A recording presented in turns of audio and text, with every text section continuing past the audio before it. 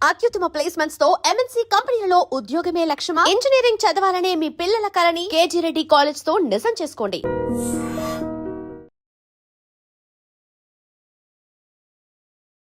Hi hello namaste welcome back to వైడ్రీమ్ media. Artificial intelligence మీ అందరికీ తెలిసిందే, ఇది ఎంతలా దుమ్ము రేపుతుందో అనేది. మనం ఫోటోలు తీసుకునే దగ్గర నుంచి మొదలుపెట్టి పెద్ద పెద్ద పనుల వరకు కూడా ఏఐ ప్రతి దాంట్లో రాబోతుంది. అంతేకాకుండా చాలా సింప్లిఫై చేయబోతుంది అనే విషయం చాలా మందికి తెలిసిందే. అయితే దీనికి సంబంధించి ప్రముఖులతో అంటే ఇంటర్నేషనల్‌గా ఉండే ఏఐ కంపెనీస్, వాటికి సంబంధించిన ఏఐ స్పెషలిస్టులతో 16 నుంచి 20 తారీఖు వరకు ఈ ఫిబ్రవరి నెల 2026లో దేశంలో ముఖ్యంగా ఢిల్లీ పట్టణంలో చాలా పెద్ద సదస్సు అయితే జరగబోతుంది. ఈ సదస్సుకు సంబంధించి చాలా విషయాలు మనకు తెలియజేయబోతున్నారు. మన అనలిస్ట్ అయిన నరసింహ గారు, సార్‌తో మాట్లాడదాం. నమస్కారం సార్. నమస్తే అండి. సో ఏఐకి సంబంధించి మన ఇండియా ఇంకెంత టాప్‌కెళ్ళాలి, ఇండియా కూడా ఒక ఫ్రంట్ ఫార్వర్డ్‌గా ముందుకు వెళ్ళాలని చెప్పేసి ఈ సదస్సునైతే చేస్తున్నట్టు తెలిసింది. ఈ అవును. సదస్సు గురించి దీంట్లో ఎవరు రాబోతున్నారు, ఏ విషయాలు మనకి లాభపడుతున్నాయి కాస్త చెప్తారా? బేసిక్‌గా ఈ సమ్మిట్స్ అనేవి మనకి రకరకాల కంట్రీస్‌లో చేస్తారు. సో, ఈసారి ఆర్టిఫిషియల్ ఇంటెలిజెన్స్ వరల్డ్ సమ్మిట్ అనొచ్చింది. ఎందుకంటే you can see world leaders are also coming. French ప్రధాని కావచ్చు, or European country leaders and పెద్ద పెద్ద కంపెనీస్, ఐటీ కంపెనీస్, గూగుల్ కావచ్చు, ఇలాంటి కంపెనీ సీఈఓస్ దగ్గర నుండి ఈ ఏఐలో ఏదైతే టాప్ హెడ్స్‌గా పనిచేస్తుంటారో వాళ్ళందరూ, ప్లస్ ఇండియన్ కంపెనీస్ సంబంధించిన ఏఐ హెడ్స్, ప్లస్ అందరూ ఏఐ ఎంతూజియాస్ట్ అనొచ్చు, ఏఐ టెక్నాలజీస్ అనొచ్చు, వీళ్ళందరూ కూడా they are coming to a place okay. To have this entire summit. ఈ సమ్మిట్ మొత్తము బేసిక్‌గా మన ప్రధాని లేదా మన వాళ్ళు చెప్తున్నది ఏంటి అంటే, ఇప్పుడున్న ఏఐ యుగంలో భారతదేశంలో ఏ విధంగా మనం ఏఐని అనుసంధించాలి. 2 ఏఐని డెమోక్రటిక్ ఎలా చేయాలి. India is always a democratic country అంటాం. సో, ఇప్పుడు ఏఐ ప్రజా ఉపయోగాలకు ఏ విధంగా వాడుకుంటే బాగుంటుంది, దాంట్లో భారతదేశం ఎంతవరకు దాన్ని సత్ఫలితాన్ని ఇవ్వడానికి ఛాన్స్ ఉంది అనే ఉద్దేశాన్ని ఎక్స్‌ప్లోర్ చేయడానికి ఇది చాలా పనికొస్తుంది అని అంటున్నారు అనలిస్టులు. హ్మ్.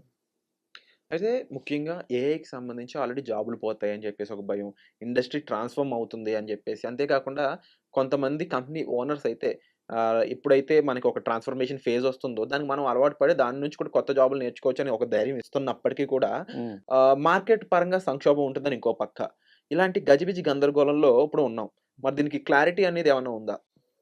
ప్రస్తుతానికి మీరన్నట్టు ట్రాన్సిషన్ ఫేజ్‌లోనే ఉన్నాము. ట్రాన్సిషన్ ఫేజ్‌లో ఎప్పుడైనా కన్‌ఫ్యూజన్ అనేది ఉంటుంది. ఎందుకంటే ఫర్ ఎగ్జాంపుల్ మనం ఓల్డ్ కల్చర్ నుంచి ఇప్పుడు కొంచెం న్యూ కల్చర్ వచ్చిన ఈ 10, 20 ఇయర్స్‌లో కూడా చాలా కన్‌ఫ్యూజన్‌లో ఉన్నామని చెప్పొచ్చు. అలా ఏదైనా ఒక ట్రాన్సిషన్ ఫేజ్ ఉంటుంది. ఈ కొత్త టెక్నాలజీ వచ్చినప్పుడల్లా ఒక 2, 3 ఇయర్స్ ఈ టెక్నాలజీ మీద డిపెండ్ అయ్యే ఇండస్ట్రీ ఎప్పుడైనా కాస్త ఇబ్బంది పడుతుంది. సో, హ్మ్. ఇన్ఫోసిస్ ఆయన చెప్పినట్టు ఏంటంటే 2001లో కూడా ఇంటర్నెట్ వచ్చినప్పుడు కూడా అయిపోయింది. ఇంక ఇంటర్నెట్ వచ్చి ఏం అవసరం లేదు అన్నారు. కానీ ఇంటర్నెట్ వాడుకొని ఏ విధంగా ఐటీని డెవలప్ చేయొచ్చు అనేది ముందుకు తీసుకొచ్చారు ఈ కంపెనీస్. హ్మ్. అలాగే వాట్ హీ సేస్ ఈస్ కొత్త టెక్నాలజీ వచ్చినప్పుడు ఇక మనుషులు అవసరం ఉండదు, హ్యూమన్ రిసోర్సెస్ అవసరం ఉండదనే మాట ఎప్పుడూ వస్తుంది. కానీ ఆ కొత్త ఏదైతే టెక్నాలజీ వచ్చిందో దానికి అనుసంధానమైన పనులని, దానికి సంబంధించిన టూల్‌కి సంబంధించిన వర్క్స్‌ని గాని ఎక్స్‌ప్లోర్ చేసుకొని, ఈ హ్యూమన్ రిసోర్సెస్ అందరిని అలైన్ చేసుకుంటే ఆటోమేటిక్‌గా వీళ్ళందరూ మళ్ళీ దానికి తగ్గట్టుగా సరిపోతారు. అంటే ఇంజినీర్ అంటేనే ఏదైనా అవసరం ఉన్నంత దాన్ని కొత్తగా తయారు చేసేవాడు, కొత్తగా తయారైన దాన్ని ఇంక్లైన్ అయ్యి దాని ప్రకారంగా దాన్ని పని చేపించేవాడు. కాకపోతే కొంచెం ఇబ్బందైతే ఉంటుంది. ఎందుకంటే మీరన్నట్టు కొందరికి జాబ్స్ పోతాయేమన్న భయముంది. ఈ రోబోటిక్ జాబ్స్ ఏవైనా ఉన్నాయో అవన్నీ వెళ్ళిపోతాయి. క్లెరికల్ జాబ్స్ అన్నీ వెళ్ళిపోతాయి. ఎందుకంటే ఏఐ టూల్ ఆ పనులు చేసేస్తుంది. కానీ మన స్కిల్ సెట్ ఎప్పుడైనా బాగుండి, ఇప్పుడు ఫర్ ఎగ్జాంపుల్ ఇన్ఫోసిస్ కంపెనీ ఉంది. ఒక 8000 ఎంప్లాయీస్ నాకు అవసరం లేదనుకుని ఒకేసారి 8000 ఎంప్లాయీస్ తీసేశారు. వాళ్ళేం చెప్తారంటే you upgrade this way. This is the requirement. ఆ రిక్వైర్మెంట్ ఉన్న అప్‌గ్రేడేషన్ ఉన్న వాళ్ళందరూ కూడా మళ్ళీ కంపెనీకి అవసరమే. హ్మ్. సో, ఇప్పుడు ఎంప్లాయీస్ ఆలోచించుకోవాల్సిన విషయం ఏంటంటే, నేను దాని ప్రకారంగా అప్‌గ్రేడ్ అవ్వగలనా లేదా? అంటే ఫర్ ఎగ్జాంపుల్ ఒక కేస్ స్టడీ తీసుకున్నట్లయితే మనం కూడా ఒకసారి మాట్లాడుకున్నాం దీని గురించి. ఒకప్పుడు ఇది ఆడియన్స్ కూడా చాలా ఇంపార్టెంట్ ఎగ్జాంపుల్ ఇది. ఎందుకంటే ఒకప్పుడు ఫోటోస్ అనేవి తీసాక వాటిని కడిగించేవాళ్ళు. రీల్స్ హ్మ్. ఉండేవి. ఆ రీల్స్ తీసుకెళ్ళి కడిగించేవాళ్ళు. కడిగాక ఫోటోస్ అనేవి వచ్చేవి. హ్మ్. సో ఇప్పుడు ఆ కడిగించే ప్రాసెస్‌కి సంబంధించిన వర్కర్స్ లేరు. అవును. ఆ ప్రాసెస్ లేదు. అవును. సో అలా ఆ డిపార్ట్‌మెంట్‌లో ఏదైతే పోయిందో మనకిలా మిగిలిన సాఫ్ట్‌వేర్ సంబంధించినో ఇంకో వాటిలోనో ఇలా జాబ్స్ కట్ అయ్యే ఛాన్సెస్ లేవంటారా? ఇప్పుడు మాన్యువల్ టెస్టింగ్ ఉండేది ఒకప్పుడు. నేను సాఫ్ట్‌వేర్ ప్రకారం మాట్లాడుతూ. రాను రాను ఆటోమేషన్ టెస్టింగ్ వచ్చింది. అప్పుడు మాన్యువల్ టెస్టింగ్ ఉన్నోళ్ళు చాలా మందికి జాబ్స్ ఎళ్ళిపోయాయి.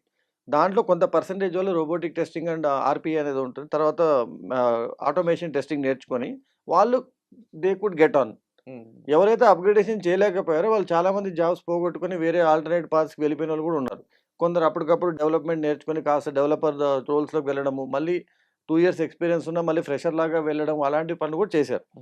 కాకపోతే అక్కడ ఆ ఫేజ్‌లో కాస్త ఇబ్బంది పడుతుంది. సేమ్ థింగ్ ఇప్పుడు ఏఐ వల్ల కాకపోతే ప్రాబ్లమ్ ఏంటంటే ఎన్నేళ్ళు ఇబ్బంది అవుతుంది, ఎన్ని వేల మందికి, ఎన్ని లక్షల మందికి ఇబ్బంది అవుతుందని చెప్పడం అయితే ప్రస్తుతానికి కుదరట్లేదు. ఓకే. ఆ స్కేల్ తెలిసిందనుకోండి, ఆ స్కేల్ ఆఫ్ డ్యామేజ్ తెలిస్తే లేదా స్కేల్ ఆఫ్ కన్‌ఫ్యూజన్ ఎంతుందో తెలిస్తే దాన్ని ఏ విధంగా టాకిల్ చేయొచ్చు అని ఈ కంపెనీస్ అన్ని కూడా ఆలోచించుకుంటాయి. ఇప్పుడు ఇది ఎంతవరకు దీని ఇంపాక్ట్ ఉంటుంది? ఏ విధంగా ఇంపాక్ట్ ఉంటుందని తెలుసుకోవడానికి ఇప్పుడు పెట్టే సదస్సు అనేది ఉపయోగపడతదంటారా? ఈ సెమినార్ అనేది? పడొచ్చు బేసికల్లీ. ఎందుకంటే దీని నుండి ఈ కొత్తగా ఎవరైతే ఏఐ ఎంథూసియాస్ట్స్, ఏఐ టెక్నాలజిస్ట్ వెళ్తారో వాళ్ళు నా ఉద్దేశంలో చేయాల్సిన పనేంటంటే, ఒకటి ఈ ఏఐ వల్ల ఇండియాలో ఉన్న ఆల్రెడీ ఐటీ ఎంప్లాయీస్ ఎవరికైనా ఇబ్బంది కలుగుతుంటే దాన్ని ఏ విధంగా తగ్గించడానికి ఛాన్స్ ఉంది. 2 ఈ ఏఐ ఏదైతే డెవలప్‌మెంట్ కాకుండా మన యూసేజ్ జరుగుతుంది ఇండియాలో, అలా కాకుండా ఇండియాలో కూడా ఏఐ డెవలప్‌మెంట్ జరిగి ప్రొడక్ట్స్ డెవలప్ చేయగలిగితే ఈ ఇంజినీర్స్ అందరికీ మళ్ళీ పని కల్పించినట్టు అవుతుంది కాబట్టి దాని ప్రకారం ఆలోచించగలిగితే ఒక రకంగా లాభం ఉంటుంది. హ్మ్. సో, ఓవరాల్‌గా చూసుకున్నట్లయితే దీని మీద క్లారిటీ అనేది ఇంకా రావాల్సిన సిట్యుయేషన్ అయితే ఉంది. ఈవెన్ ఐటీ ఇండస్ట్రీలో కూడా చాలా మందికి రావాల్సిన అవసరం ఉంది. ఎందుకంటే ఒక్కొక్కరు ఒక్కోలాగా చెప్తున్నారు. జోహో కంపెనీ సీఈఓ అయితే డైరెక్ట్‌గా ఆల్టర్నేట్ పాస్ చూసుకొని అందరూ ఐటీ వైపు రావద్దని ఇంజినీర్స్ అని చెప్పేశారు. ఇన్ఫోసిస్ అనేవి అదేం టెన్షన్ పడాల్సిన అవసరం లేదు. ఒక 2, 3 ఇయర్స్ ఇప్పుడు కన్‌ఫ్యూజన్ ఉంటది. అంటే కొందరు పాజిటివ్‌గా చెప్తున్నారు, కొందరు నెగెటివ్‌గా చెప్తున్నారు. కొందరు నేను చెప్పినట్టుగా న్యూట్రల్‌గా ఉంటున్నారు. ప్రాబ్లమ్ అయితే ఉంటుంది. మరి దాన్ని గెట్ ఆన్ ఎందుకంటే human race itself has problems అండి. ఎవ్రీ 6 ఇయర్స్, 7 ఇయర్స్ సైకిల్‌లో ఏదో ఒక ప్రాబ్లమ్ వస్తది. ఇప్పుడు ఫర్ ఎగ్జాంపుల్ కోవిడ్.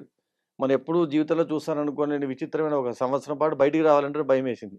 అయినా within 2 years we could get on. Human లైఫ్‌లో ఖచ్చితంగా నేచర్ ఏదో ఒక రకంగా నేచరో, టెక్నాలజీయో ఏదో ఒకటి. ఓ ప్రాబ్లమ్ వస్తది. దాన్ని ఏ విధంగా గెట్ ఆన్ అవ్వాలని అందరూ కలిసి ఆలోచించగలిగితే ఓ రకంగా మన కంట్రీకి కూడా డెవలప్‌మెంటే కదా అని ఆలోచిస్తున్నానండి. సో, నిజంగా అంటే ఇప్పుడు ఉన్న సిట్యుయేషన్ అబ్జర్వ్ చేస్తున్నట్లయితే ఏఐని ఉపయోగించుకొని మనం ఏమేం చేయగలము? అది మన సర్వైవల్‌కి అయ్యుండొచ్చు. లేదంటే దాన్ని ఉపయోగించుకొని నిజంగా మనం సెటిల్ అవ్వగలిగే సిట్యుయేషన్స్ కూడా ఉన్నాయా అనేది డెఫినెట్‌లీ మనం కూడా ఇండివిడ్యువల్‌గా వర్కౌట్ చేయాల్సిన టైంలో అయితే మనం ఉన్నామండి. సో, దీనికి సంబంధించి మరింత ఇన్ఫర్మేషన్ మేము మీకు ప్రొవైడ్ చేయడానికి అయితే ట్రై చేస్తూనే ఉంటాం. సో, అప్డేట్స్‌కి మీకు అందే విధంగా ఈ ఛానెల్ అయితే సబ్స్క్రైబ్ చేసుకోండి. వచ్చే ఎపిసోడ్‌లో మళ్ళీ కలుద్దాం. ప్రస్తుతానికి ఈ 16-20 వరకు జరిగే సదస్సు ఏదైతే ఉందో దీంట్లో ఏఐకి సంబంధించిన ఇంటర్నేషనల్ పీపుల్ వచ్చి, ఇంటర్నేషనల్ కంపెనీస్ వచ్చి వాళ్ళకి సంబంధించిన విషయాల్ని ప్రెజెంట్ చేయబోతున్నాయని అయితే తెలుస్తుంది. మరి దీన్ని అర్థం చేసుకుని మన ఇండియన్ గవర్నమెంట్ కూడా ఏ విధంగా ఏఐని ఇండల్జ్ చేసుకోవాలి, దానివల్ల మన యూత్ అనే వాళ్ళకి జాబ్స్ ప్రొవైడ్ చేయగలం అనేది చూస్తదనేది అయితే లేటెస్ట్ అప్డేట్ రావాల్సి ఉంది. సో, అది రాగానే మీ దగ్గరికి ఎపిసోడ్ రూపంలో మేము మళ్ళీ తీసుకొస్తాం. సో, వచ్చే ఎపిసోడ్‌లో మళ్ళీ కలుద్దామండి. Thank you so much sir. Thank you అండి. And for more videos, Please subscribe to iDream. Please subscribe to iDream. Please subscribe iDream. And please subscribe to iDream. For more videos, subscribe to iDream. please like, share and subscribe to the channel. Congratulations, iDream. subscribe to iDream. Subscribe to iDream. So subscribe to iDream Media. iDream team అందరికి huge congratulations. Please subscribe iDream Media. Please subscribe to iDream. Subscribe iDream. Please subscribe to iDream. iDream అంటే నా కళల channel subscribe చేసుకున్న నోరు తిరుగుతలేదు. మీరైతే గంట గుర్తు కొట్టండి. For more such videos, please subscribe to iDream.